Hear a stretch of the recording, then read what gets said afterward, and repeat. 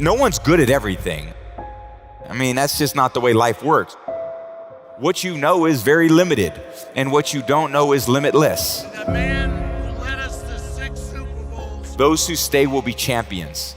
War number 12, the greatest of all time, right here in Tom Brady. If I want to be the best, I got to beat the best. Man, if I want to be good, I gotta wake up in the morning and I gotta do the extra work.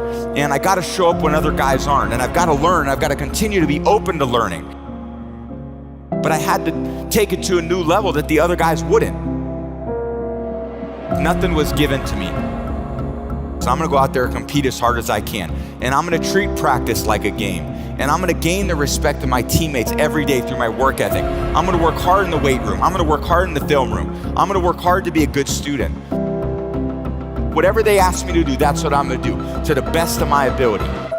I never once in my life ever said I wanted to be the best of all time. I'm just a story like everybody else. I wanted to be the best I could be, period. And I said, be proud of the man in the glass.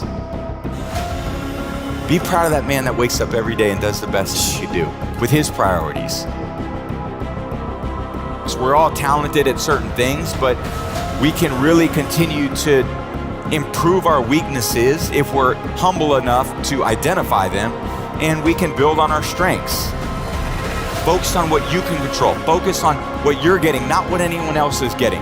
Whenever you get an opportunity, you take advantage of it. You treat it like it's the Super Bowl. You treat it like it's game day. Go out there and treat practice like no one else does. And you have an opportunity every day to surround yourself with people to help you grow.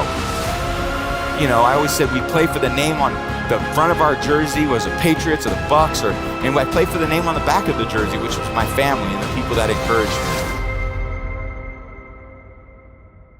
I was so blessed to have this discipline over a really long period of time.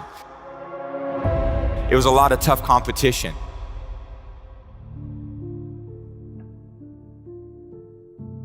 But I was never, I would say, like a prodigy. You know, I wasn't like the kid where you see Tiger Woods swinging on the Johnny Carson show at 2 or 3 years old, and you know his swing looks as good as it did at 3 years old as it did, you know, as he grew older. Or you know, certain players that had this unbelievable prodigy aspect to themselves. I saw myself as someone who probably had some other traits that maybe were hard to identify, but that were really sustainable over time, which was, I would say, work ethic and discipline.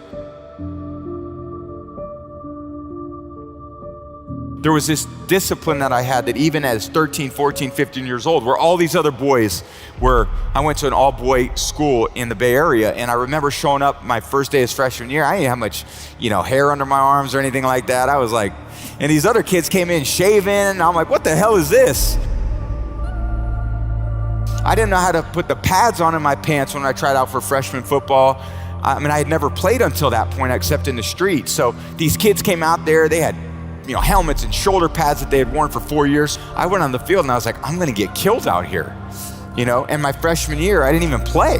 I was the backup quarterback on a team that went 0-8. I couldn't get on the field, and we never won a game anyway.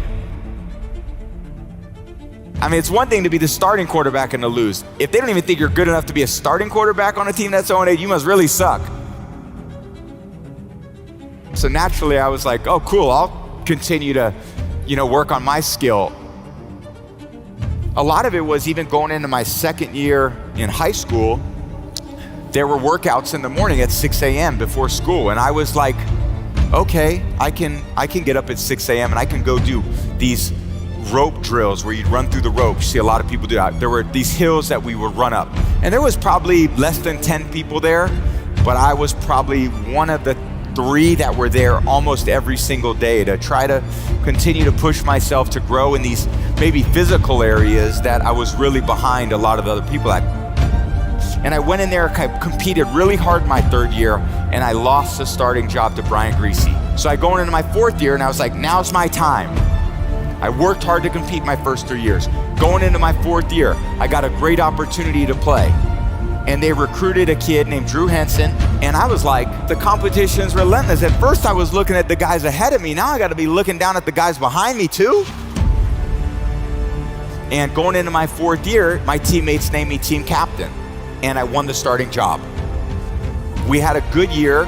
We finished 10-3, beat everyone out, and then I showed up and Coach Carr says, well, you're gonna compete with Drew Henson to be the starter going into your 5th year. And I was like, you gotta be kidding me. You want me to compete? That's what we're gonna do.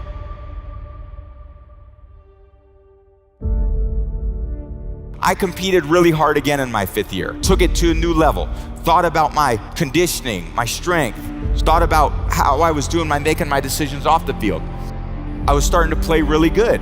And I thought, I'm gonna have a chance. Coach Carr called me in and he said, well, Tom, this is what we're gonna do. You're gonna start. Drew, you're gonna play the 2nd quarter. And I'm gonna decide at halftime who plays the rest of the year. Coach Carr said, the platoon's off. Tom's playing the rest of the year. We didn't lose a game the rest of the season. It was a tough battle for me. It was a tough go. It was tough in high school. It was really tough in college. So of course now I'm going to the NFL draft. And I'm like, all these pro coaches must have seen how good I was. Man, I'm gonna be a 2nd round pick. Round 1, 2, and here we go. 6th round, pick 199.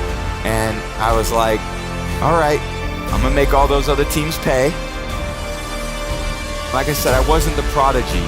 I learned about work ethic. I learned about resilience. I learned about gaining the trust and the respect of my teammates and coaches to name me captain.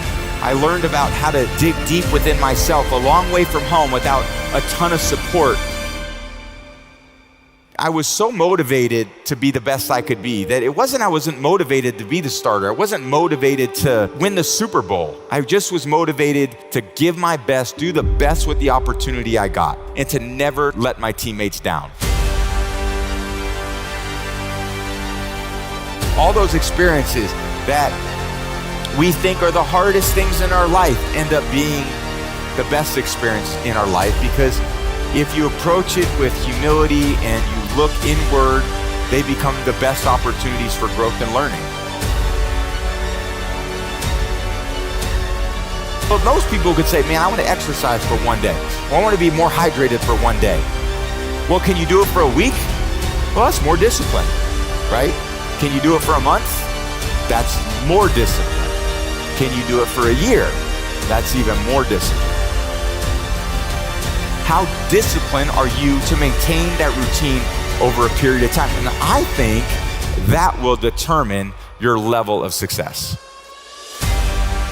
Fame didn't motivate me. I didn't give a about any of it. I always took less money because I wanted a good team around me. I didn't care about going to all these different places and doing those things. I just wanted to be my best. I wanted to go out there, and the team believed in me. I didn't want to let them down. If I want to be the best, I got to beat the best.